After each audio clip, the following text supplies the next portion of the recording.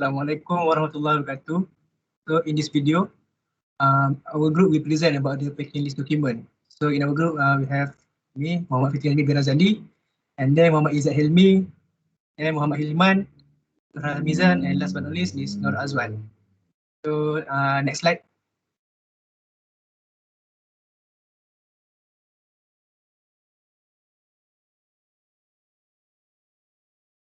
So first, the introduction about the packing list document. So the first point is the packing list is a document that is commonly used in international trade. It provides information about the shipment to the exporter, international freight forwarder, and ultimate consignee, such as how it is packed, the dimension and weight of each package, and the marks and numbers noted on the outside of the box. This is also known as the field slip, delivery bucket, delivery list, manifest, packing list, and the physical packaging represent the merchandise and its entirety, a specific group of products. Packaging provide a surface on which to support the product and thus the whole, and it is an important in and of itself. Next is packaging communicates the attribute and benefit of a product to a customer. But at least packaging is frequently the first point of contact client as a company.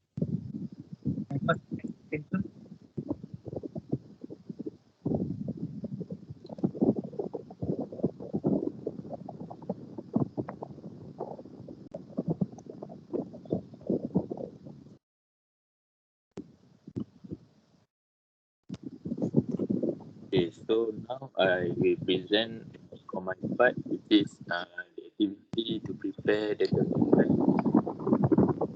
document which is packing list. So the first one is the shipper and consignee name, address, and the contact details. So after that is measurements and total net weight and gross weight of cargo. And for the third one is method of dispatch and type of shipment. Next is vessel and voyage details. After that, port of loading and port of discharge. And after that, detailed list of how package and number of package and any shipping mark seal numbers used. So and after that is signatory company, authorized person, signature, and the last one is any other important information to be added in uh, our packing list document of special instruction related to the loading and packaging content in the shipment.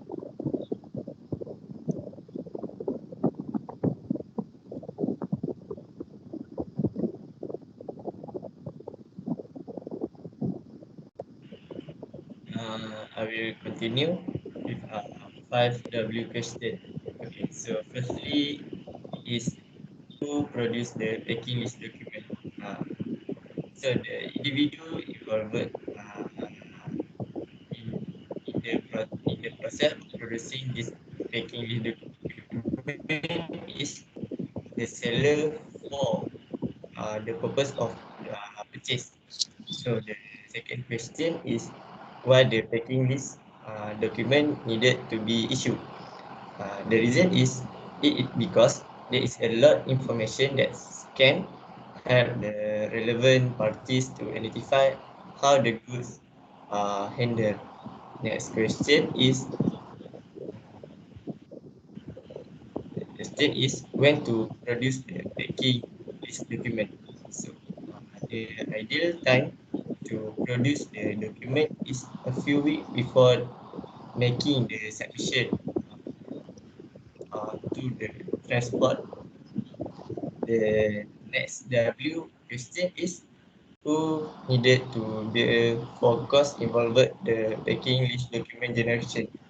So the responsible parties is the fresh transportation for make the document. So last but not least is when to apply for the packing list document. For the document can be applied before the delivery process. So we pass to the next presentation. Present.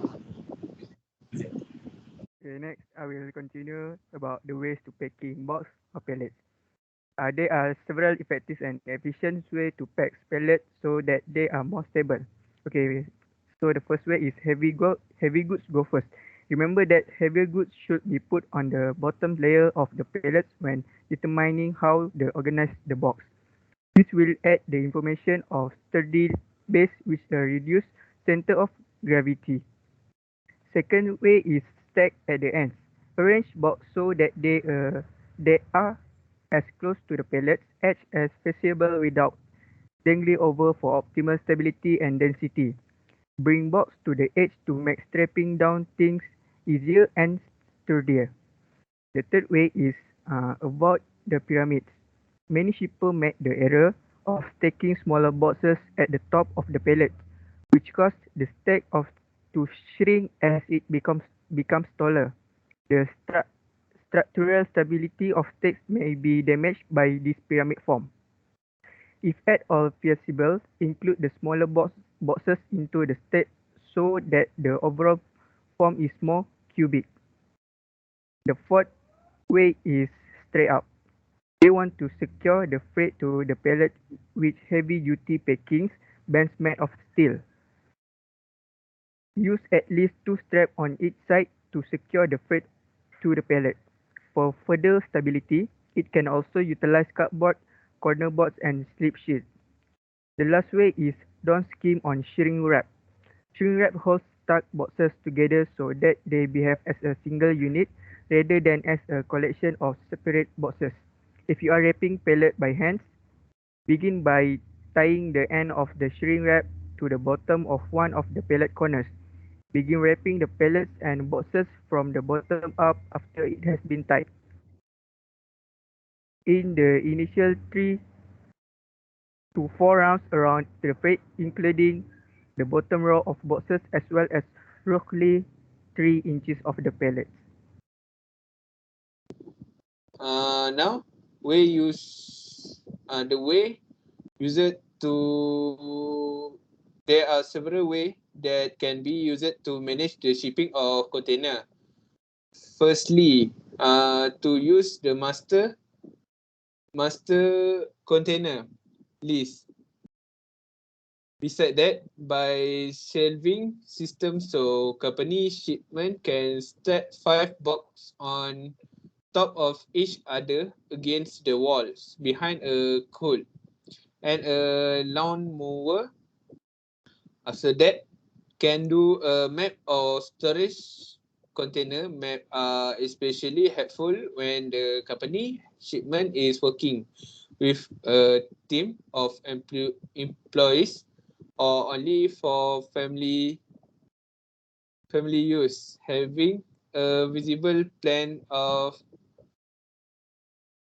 their storage unit is a vital safety perception. Next, by pathway through storage. So, item one of the worst thing is not having a plan when it comes to storing and organizing container. Storage in addition by organized and planet layout seen the shipping container square measure classified benefit 10A and 1A building structure in Australia. Furthermore, by filling cupboard and victimization box, level visible from all sides. Lastly, by easily assemblability lid and box.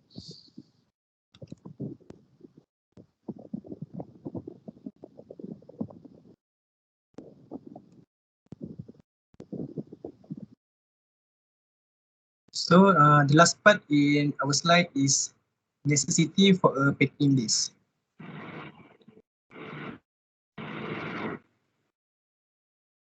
The packing list is an essential protection against the international transportation of wrong cargo. A packing list for export, for example, is significantly more extensive than one for local use. The packing list must satisfy the needs of all parties involved in the supply chain. Next point is accompany an inspection certificate and support what is being shipped from one firm to another. The transporter will issue a bill of lading based on the packing list. A bill of lading is a document that confirms the receipt of cargo for export or import. Bill of ladings are necessary in the event that the goods are damaged while in transit. And last but not least is used by a customs broker for clearance and admission into a foreign nation.